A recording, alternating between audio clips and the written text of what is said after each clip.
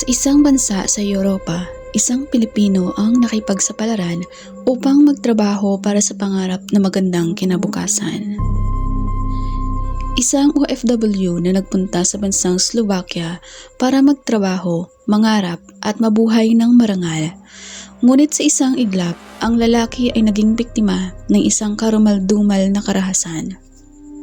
At ang salarin ay ang mismong isa sa mga lokal na mamamayan sa Bratislava, ang kapital ng Slovakia. Ano nga ba ang nangyari sa Pilipinong ang nais lang naman sana ay ipagtanggol ang kanyang kalahi? Ano ang nagtulak sa isang karaniwang sandali na maging isang krimen yayanig sa Pilipinas at sa buong mundo? Krimen na mag-iiwan sa kanya ng pagkakakilala bilang isang bayani sa mga mata ng mga kaibigang kanyang iniligtas. Ito ang kwento ni Henry Acorda.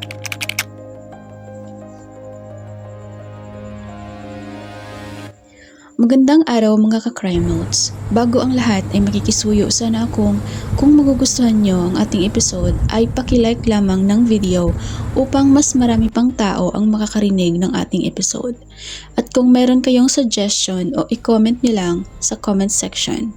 Pakilagay na rin kung saang lugar kayo nanonood upang mabati naman kita sa susunod. At kung hindi naman kalabisan at mahilig talaga kayo sa mga crime stories at documentaries ay mag-subscribe ka na sa ating channel. Libre lang po ang subscription sa YouTube. Hindi katulad ng Facebook na may bayad. Ang YouTube ay libre lamang. Ito pong channel na ito ay pinapalago natin, kaya sana ay mag-subscribe ka na. Thank you in advance. Huwag na tayong magpatagal pa at simulan na natin ang kwento ni Henry Acorda. Si Henry Acorda ay laking Manila. Sila ng kanyang pamilya ay nakatira sa barangay Ususan sa Taguig City. Ang kanyang ina ay inilarawan siyang mabait na anak, matulungin, palakaibigan at mahilig magbasa ng libro sa kanyang free time. Si Henry ang bunso sa magkakapatid. Matayog ang pangarap nitong magkaroon ng magandang buhay, kung kaya ang lalaki ay napagpasyahang lisanin ang Pilipinas upang magtrabaho abroad. Nauna siyang napadpad sa bansang Malaysia. Doon ay nakakuha siya ng magandang trabaho bilang isang financial analyst sa isang multinational company. At dahil sa angking galing at talino nito, ay inilipat ng kanilang kumpanya si Henry sa Bratislava sa bansang Slovakia upang doon ipamalas ang galing nito. Bagaman ang buhay ng mga OFW sa ibang bansa ay hindi madali, si Henry ay binuhos ang kanyang oras sa trabaho at pagtulong sa kanyang mga kasamang OFW doon. Sa bansang Slovakia ay ilan lamang ang mga OFW na mga profesional at ang iba ay halos mga domestic helper na.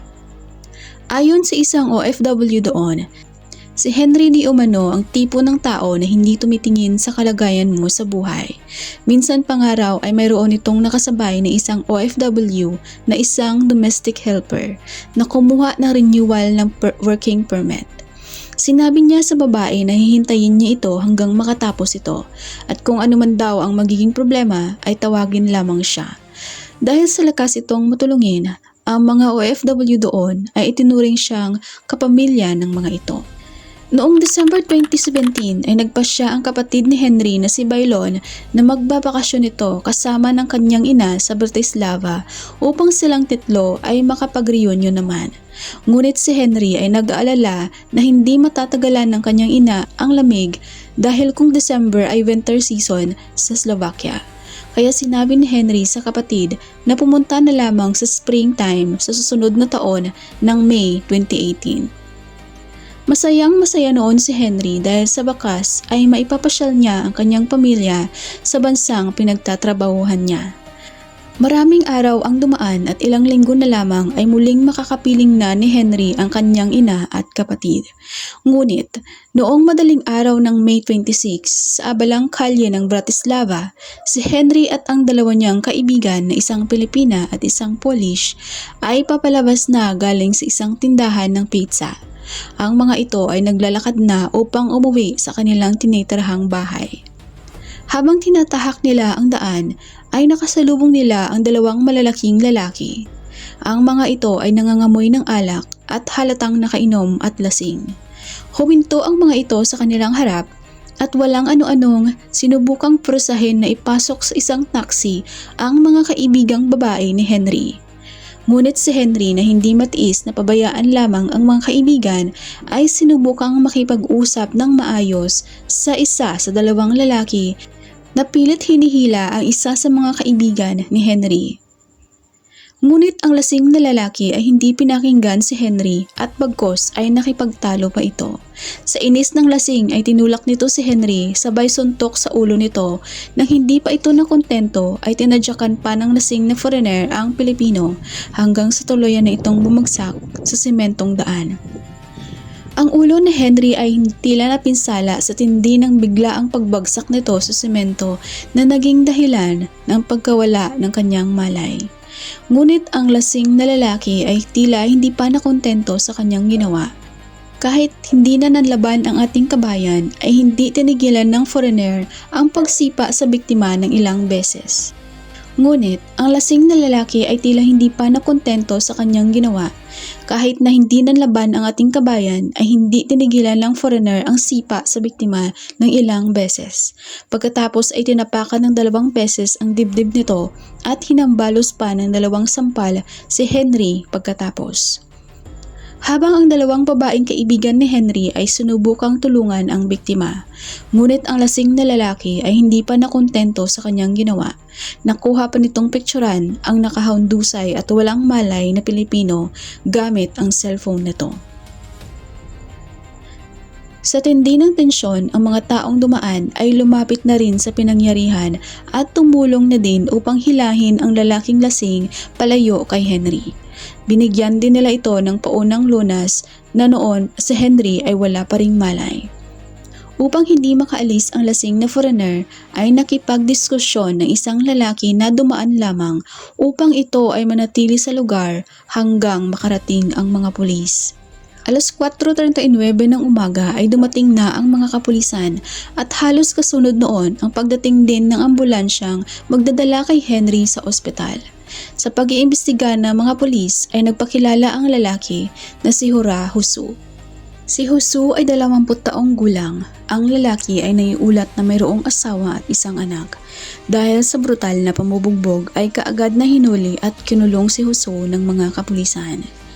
Habang si Henry ay lumalaban para mabuhay sa ospital ng Universidad ng Bratislava, ang kanyang pamilya ay labis ang pag-aalala nang matanggap ng mga ito ang masakit na balita galing sa isa sa mga kaibigan ni Henry tungkol sa malagim na sinapit nito. Dahil doon ay si Bailon, ang kapatid na babae ni Henry, ang kanilang ina at isa pang kapatid na lalaki ay kumuha ng emergency visa upang mapuntahan ng mga ito si Henry sa Bratislava. Ang pamilya ni Henry ay kaagad na lumipad patungong Slovakia. Ngunit habang nasa Doha, Qatar pa lang para sa kanilang connecting flight ay natanggap na nila ang masamang balita. Si Henry ay pumanaw na. 3 araw matapos ang pakikipaglaban ni Henry upang mabuhay ay tuluyan ng sumuko ang katawan nito noong May 31. Ayon sa kapatid ni Henry na babae na siyang pinakamalapit na kapatid dito, sa connecting flight pa lang di umano ay nararamdaman niya na si Henry ay wala na dahil parang bumunot din ito ng kanyang huling hininga. Ayon sa medical reports nito, si Henry ay namatay dahil sa cerebral hemorrhage o pagdurugo sa utak, sanhi ng matinding pagbugbog dito. Dahil sa malakas na ebidensya, si Husu ay nag-plead ng guilty sa salang pagpatay kay Henry at nasentensyahan ng 6 na taon ng pagkakabilanggo at kasama doon ang pag-uutos ng isang therapy session para sa kanyang alcohol addiction. Ngunit ang mababang sentensya sa nasasakdal ay naghimok sa prosecutor's office upang magdemand ng mas mataas na sentensya na pinanigan naman ng Korte Suprema. Kung kaya ang 6 na taon na pagkakabilanggo kay Husu ay naging 9 na taon. Ang pamilya ni Henry ay dumating sa Bratislava upang kunin ang labi ng namayapa nilang mahal sa buhay. at ang mga ito ay nagulat sa kung gaano kadaming tao ang sumuporta kay Henry. Ang mga OFW doon kasama ang mga lokal na mga mamamayan ay naghandog ng kandila at mga bulaklak sa lugar kung saan nangyari ang karumaldumal na krimen. Iba't ibang organisasyon din ang nagsagawa ng mga kilos protesta upang himukin ang hukuman na panagutin ang may sala. Ang kaibigan ni Henry ay nag-set up ng GoFundMe upang makatulong sa gastusin ng pagpapadala ng mga labi ni Henry papunta sa Pilipinas at doon ay nakalikom sila ng mahigit 14,000 euro. Naiulat din ang paghingi ng tawad ng nasasakdal sa pamilya ng kanyang biktima. Saad nito na sobrang nagsisisi siya sa kanyang mga nagawang kasalanan. Sa kanyang pahayag ay inakala daw ni Jose na hinaharas ni Henry ang dalawang babae kung kaya't ang dalawa ay pilit niyang pinapapasok sa taxi. Dahil din sa akala niyang iyon kung kaya't nabugbog niya ng malala si Henry. Inamin niya na noong gabing iyon ay nakainom siya ng 20 botilya ng beer at 10 shot ng vodka. Dagdag pa nito na nakainom din siya ng niresetang tranquilizers ng kanyang noong araw bago mangyari ang krimen. Ang mga labi ni Henry ay binalik sa Pilipinas upang ang mga kamag-anak nito ay formal na makapagbigay ng pamamaalam. Noong June 23, 2018 ay inihatid na sa kanyang huling himlayan si Henry. Bilin nito ang isang ligasiya ng pagiging isang bayani dahil sa pagligtas nito sa kanyang mga kaibigan. Taong 2021, 3 taon ang nakalipas, ay naglabas ng report ang mga media na si Jose ay nakalaya. Ayon sa ministeryo, ang Justice Ministry ay gumawa ng pagsusuri sa desisyon ng District Court dahil sa mga presentang ebidensya ni Jose, kabilang doon ang pagdaranas niya ng depresyon na sinang-ayunan naman ng kanyang psychiatrist. Ang nakatalagang pansamantalang Ministeryo ng Hustisya sa Bratislava ay formal na kinumpirma na si Jose ay binigyan ng parol matapos ang 3 taon sa bilangguan. Ngunit sa kanyang paglaya ay kalakip nito ang mga kondisyones na hindi niya pwedeng suwayin. Ang korte ay pinatawan siya ng 7 taong probation. Meron din itong tracking bracelet na hindi niya maaaring hubarin sa loob ng 3 taon. Kailangan din itong sumunod sa curfew hours mula alas 9 ng gabi hanggang alas 5 ng umaga. Dapat din siyang maghanap ng trabaho at pinagbawalang uminom ng alak o gumamit ng droga. Sa inyong paningin, naibigay kaya kay Henry Acorda ang hustisyang nararapat para sa kanya? Comment lang sa baba guys ng inyong mga sagot. Hanggang dito na lang ang ating paglalahad. Maraming salamat sa pakikinig at mag-ingat tayong lahat.